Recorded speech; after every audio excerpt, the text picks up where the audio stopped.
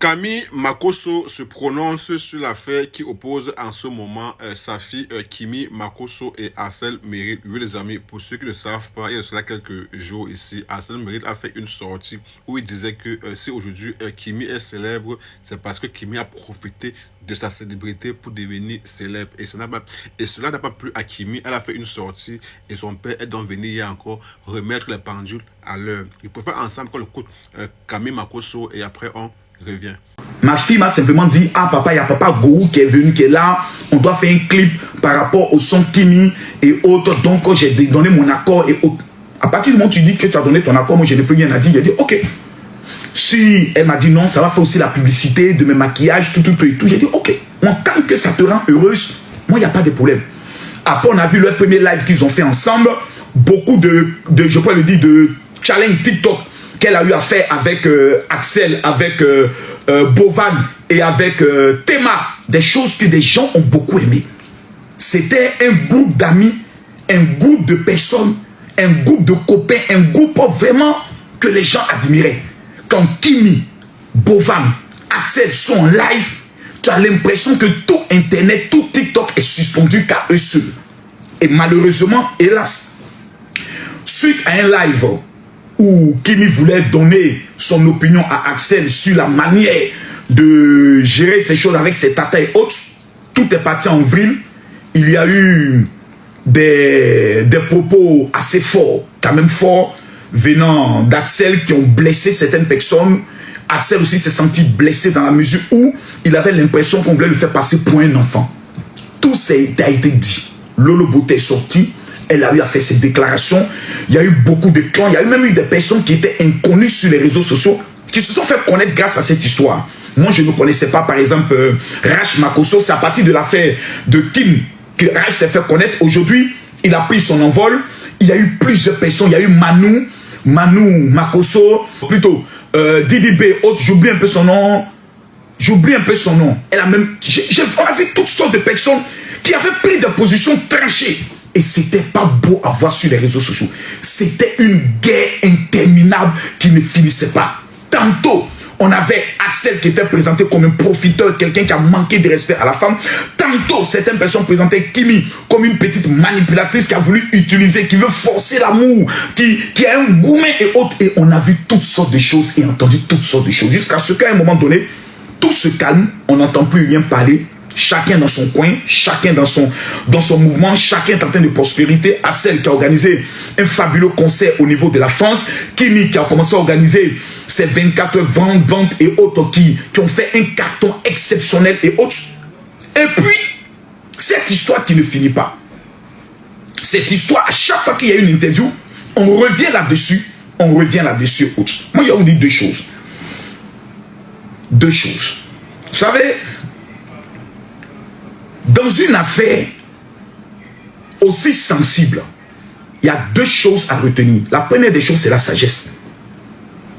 Dans cette histoire-ci, moi, il y a quelque chose qui m'a le plus blessé. C'est la famille, comme il s'appelle, Ménard ou bien Neymar, qui était aux États-Unis, là. Monsieur et madame. Rappelez-moi le nom, où ils ont même menacé Kimi, qu'ils ont des vidéos d'elle qui pouvaient prendre. Ça, vraiment, ça m'a fait quelque chose. C'est-à-dire, je me suis dit qu'il y a des personnes qui pensent que souvent... Rappelez-moi le nom, comment il s'appelait, la famille là. Papa Mera, voilà, Mera. C'est là que je me suis dit, mais attends, il y a des gens qui pensent que cet enfant est tombé du ciel.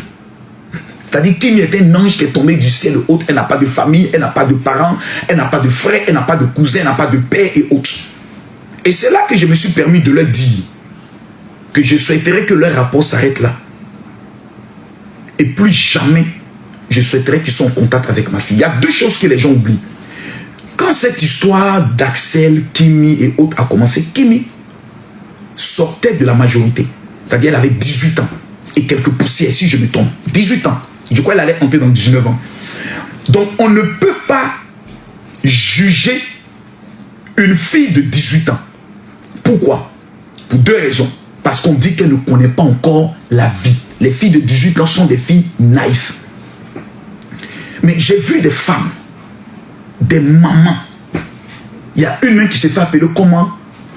la clochard de Saba qui s'asseyait matin, midi, soir sur une fille de 18 ans. C'est-à-dire qu'il peut lui donner un emploi. Qu'il peut lui dire, Tata, je vais t'embaucher pour être mon assistante.